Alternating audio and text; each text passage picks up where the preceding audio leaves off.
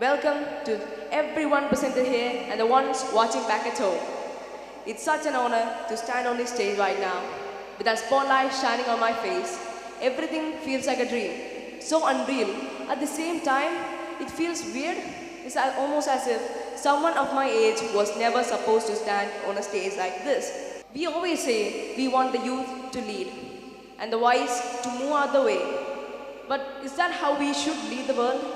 Is that our way of leading the world? Before all of that, let's buckle up because we are going on a journey. I want you to be fully immersed into my talk. Imagine, just for this brief moment, it's just me and you. There is no stage or crowd between us.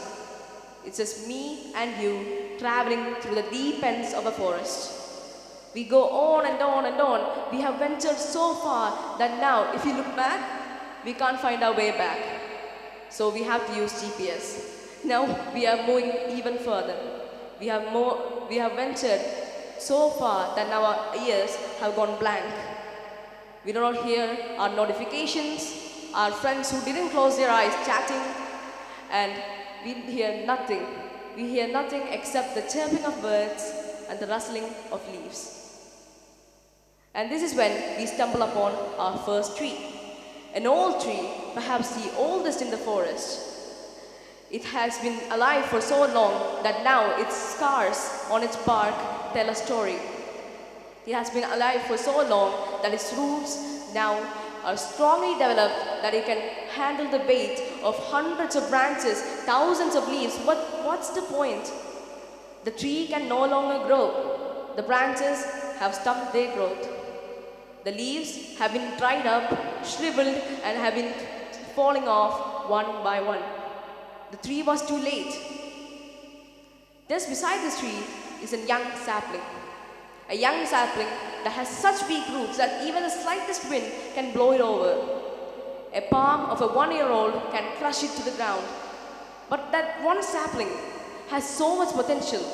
The ability to grow hundreds of branches that can reach new heights. Thousands of leaves that can flourish the forest, but what's the use? The roots hold its potential back. This is what usually comes to mind when we think about the wise and the youth, the old and the young. Minus the metaphorical bits. I just added that for cinematic effect. But all that aside, it feels weird for someone of my age to stand on a stage because we don't see someone of my age teaching a crowd, leading a crowd like this one as often as you may think. It mostly happens in very rare occasions, and that too mostly in prestigious events like this. So once you get below that level, you don't see it as often as you may think.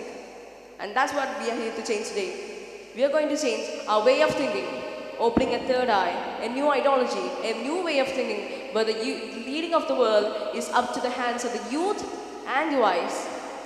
So at the end of this talk, you will get a new tree that is the greatest of the forest, since one isn't better than the other.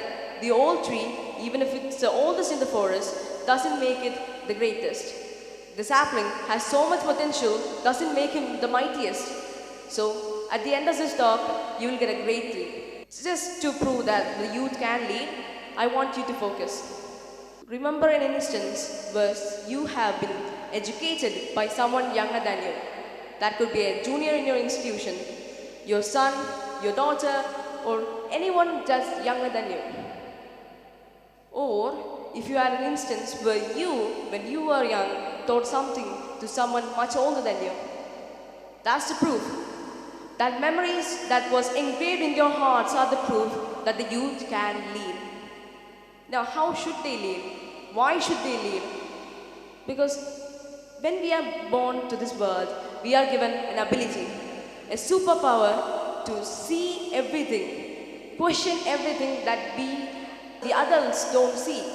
That's a superpower, seeing that what others won't be able to see. That power was given at birth, but slowly faded away as we grow older. I still remember when I was taking wudu in my school, that a third grader came up to me and said, "Hey, handsome and tall DiCaprio of Peace Public School, why do we pay for water when the rain is free?"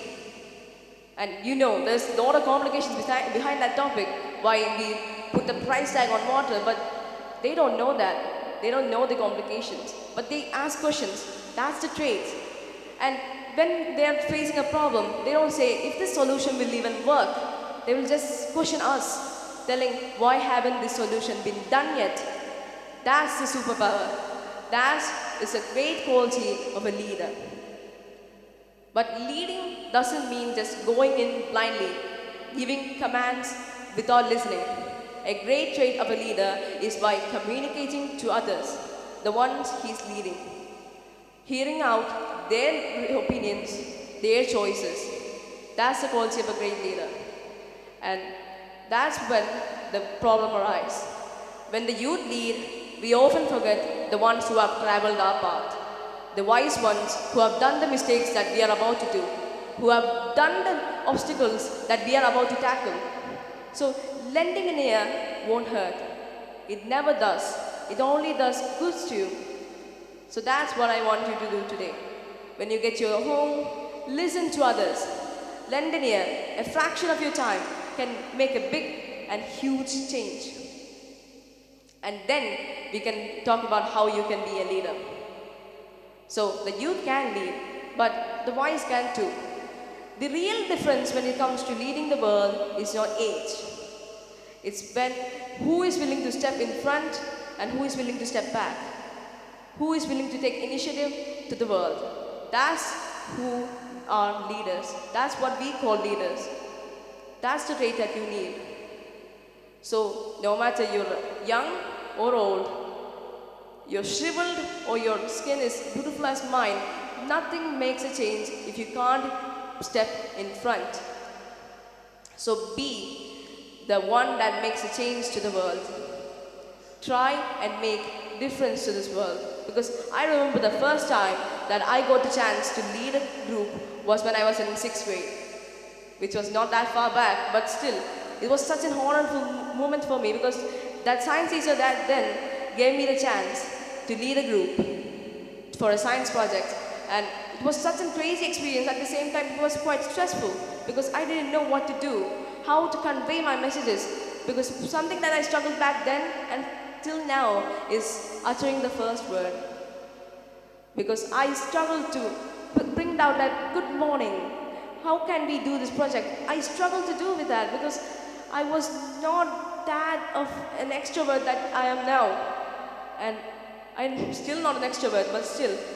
That day, my science teacher gave me a tip to start the conversation. It was to start with a joke.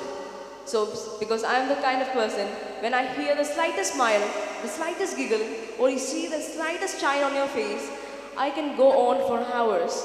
Create conversations up from thin air. So that one tip was something that I still carry in my heart. That one tip from that wise one, that wise teacher, still leads me today. So that's the point. Listen like your life depends on it. And my message for the youth and the wise is, the youth, lead like you own the place.